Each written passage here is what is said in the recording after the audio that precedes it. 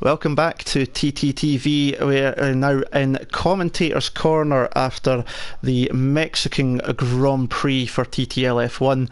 We've got a few drivers into the booth. We've got Steph and Spike definitely in at the moment. So, Steph, you were the first one in, my friend.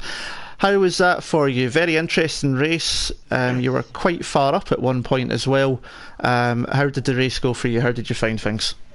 Well, qualifying though wise was a bit of crap for me. I just didn't do well in qualifying, so I thought, okay, start on the super softs. Got off to a decent start, followed it through 10, 1, 2, 3, and then heading down to the end of the second DRS straight. I just thought, okay, nearby middle outside. I thought, okay, just go around the outside, gain up more places. Did look like a minor tap on Gort, but I did like hold back when I accidentally tapped him.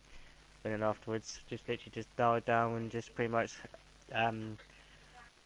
followed on and see how I got on. Grip wise wasn't too bad. Had pace in there, and the grip wise was okay and stable. Just literally just like managing like tire temps and controlling the wear. But I did have some good battles out there with Ollie, Sean, even Siege as well. And then obviously when the weather came in, I just thought, okay, how quickly are you going to dampen up, or are you just going to be one of those Cody issues, just like, yeah, it's just going to be raining and doesn't happen anything on track. But despite that though, I'd like, pretty good pace on it, and I'll take P7 over it any day. So Yeah, it was a good result. We did see you having some good battles, as you say, with like Siege and Shaw and Ollie and that as well. How wet though was the track? Because we did see a few drivers pit for intermediates. So we seen Light, I think it was Lighty and Mays, went on to intermediates early and then changed their minds, and Ollie was on them at the end.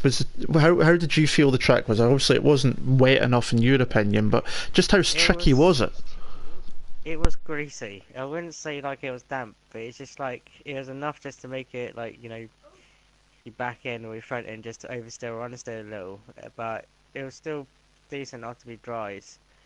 But it was just literally just where the surface and it's just greasy, so it wasn't really damp enough. Towards near the end of the race, it was starting to feel like it's going for inches, but as it's like near like a couple of laps to the end of the race, you just thought, no, actually just stay out, might as well.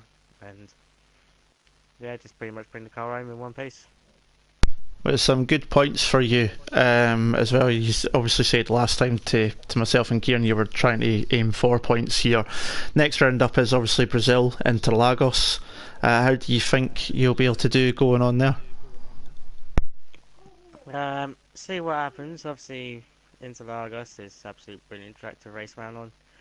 Um, See what it brings. Obviously, the weather as well. But now in Brazil, you never know what the weather's like. You can just be like nice and sunny, or you can just be constant monsoon rain, or you can just be a mixture of both. But I'll be just to aim for points and see what I can do. But easy said and done. Definitely, it's a good track to race on Interlagos, but it will obviously be tricky, and who knows, there could be more weather in the vicinity as well. Alan, you got any questions for Steph at all? Yeah, no, I think you've covered all the Steph's race there, Andy. Good race, Steph. Good battling with the guys. It was interesting to watch them. Yeah, cheers, mate. Best of luck for Good, Brazil. cheers, mate. Good job on the comms as well for you both. And before you go, Steph, don't forget to Go give your plug for. Well, I suppose that's Thursday night, you're right. Yeah, we let him plug that one on a Thursday when he's in commentators corner with us. But no, good race, Steph. Yeah, Good points. Well done on P7, wasn't it? Yeah, because cheers, Lighty mate. jumped up somehow with a glitch, so I'm getting Yeah, with a confused. little glitchy first position from eighth place. Mystery.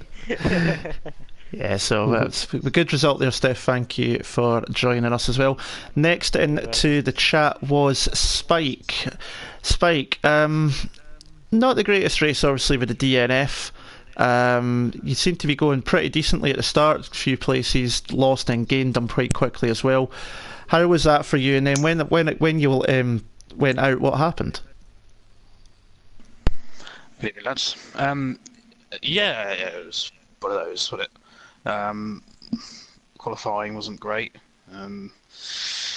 Made several mistakes on my final lap, but okay, P5, not too bad. And then had a reasonable start into turn one. There was a little bit of bumping and boring, but got through cleanly. And then I was just driving to a speed because everyone that was in front of me in the first stint has got a steering wheel and I don't. So that's it was either the front left or the front left or rear left tyre was were the two. So I was kind of adjusting the brake balance, which seemed to be the defining factor to which tyre would start overheating. And then I just made a bad call on the rain. Just trying to wait for the rain to come on the ultra softs, and then coming out of turn, was it 2, 3? As soon as I touched the curb, I think it was the rear right tyre got a puncture. So, and obviously that threw me into a spin, and then I stopped in the middle of the track. I waited for everyone to go by, and Z3, for some unknown reason, didn't avoid me and crashed into me. Took me out of the race completely. But frankly, I was, obviously I'd have to have driven a whole lap with the puncture, so I was well out of the running anyway. Yeah, it's not the greatest. I couldn't remember who it was that hit you, so thanks for reminding me. It was Z3, and how he carried on after that hit, I don't know. But you said it was a puncture from catching the curb. Was that just due to the tyres being too worn, or do you think you just caught the curb and just they were gone? Yeah, I'd done qualifying plus how many laps? What was it? 18, I think. 16 or 18, 17, yeah, something like that. They were dead. They'd been dead for 2 or 3 laps, and I was just trying to hang on for the weather. But I should have thought about it really, because this game the track either gets wet quite quickly, or quite often when you start dry and it rains, a certain distance into it's happened before where it just doesn't get wet enough until the end, right until the last couple of laps. So I was watching the stream going, it's not going to get wet until the end, and that's exactly what it did. So I should have done what Poe did. She just pitted earlier on, which would have been fine. But I'll be, like I said to you already, even before the rain came, I was the fastest pad user, basically. nowhere near everyone else who was on the wheel. So it's one of those things. I'm going to say I never even actually realised you were a pad user, Spike. So wow, props. Got to give you that one, mate. yeah. I used to. Back in the day, I used to drive with a wheel, but I just can't justify the spend of.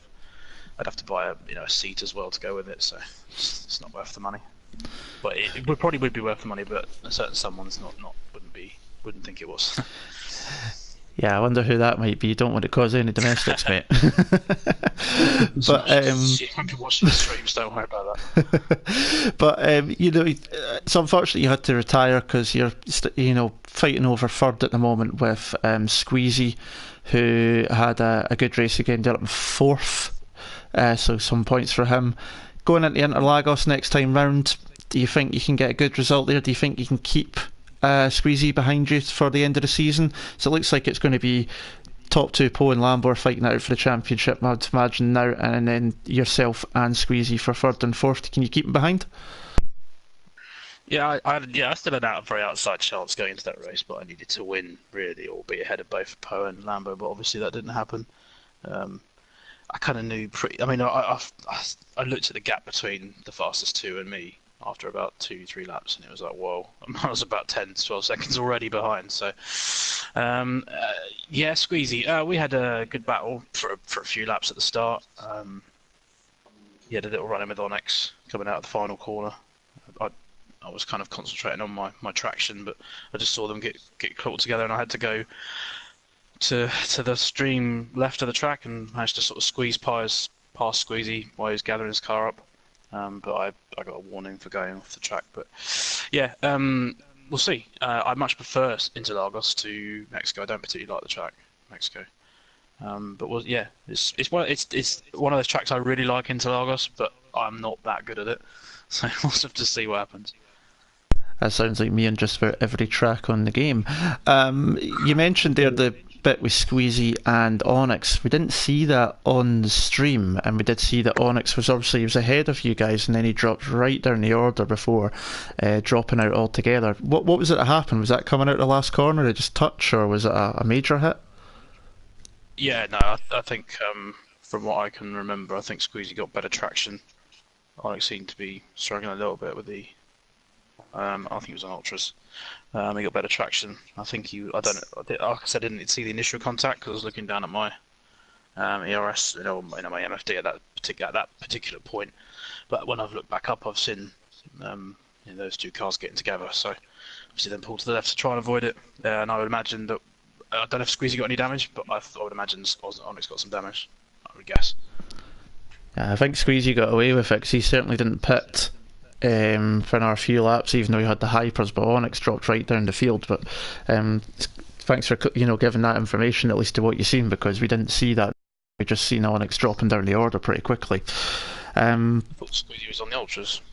No, sorry, you're right. It was in the ultras. Yeah, my apologies. Oh. Yeah, the top 5 are on ultras. Kieran, come back. I think Gortz was the first hyper runner, I think. He was. You're right. Do you want to do my job then first? No, I've got the worst voice ever. Sorry, Alan. I was thinking it was the Gartmaz and ID were on hypers at the start. Yeah. But yeah, it was unfortunate, but the championship had gone well on before I got a puncture. So I mean, anything can happen, obviously. But Poe drove a very, very good race there. Obviously, Lambo pitted for the hypers, waiting for the rain. Obviously, because it's raining, and you think, oh, it's going to be, even if it was sort of 5 or 6 laps. But this time it sort of stayed off enough for, like Steph was saying, just enough to be slightly greasy, but the lap times were still good. So it's right until the end when they started to drop off. No worries. So Interlagos next. You say obviously you enjoy the track, but don't do too well. If you had to make a prediction where you think you'll finish up, do you think top 3, top 5, or is just being in the points for the challenge? I'll make this prediction. I'll be the fastest pad user. I don't know. We'll see. I don't think it's as bad Interlagos because there aren't many. Well, there's a few traction zones, but I mean, yeah. Also, it's sector 1 where it's always first turn 1 and 2 where I can never seem to get it quite right. It's always lose time through there, but yeah, we'll see. No worries. Well, unfortunate tonight, Spike, but thank again for coming to the corner after the race. You and Steph are ever present here, and I know Kieran does as well, and it's much appreciated. So thank you once again for that. I don't think we've got anyone else in the lobby though, in the chat. No, I invited Sean and Paul, but they've disappeared. Yeah, no, I think that's everyone. I expect Poe's had to go to bed, mate.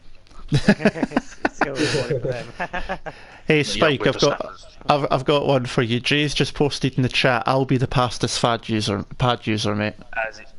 He's a pad user as well. I thought he might be, because the last couple of races, me and him we were at the front. I think was it USA or one before, and hit me and him, and you can just tell pretty much immediately both of us are running into tyre temperature issues.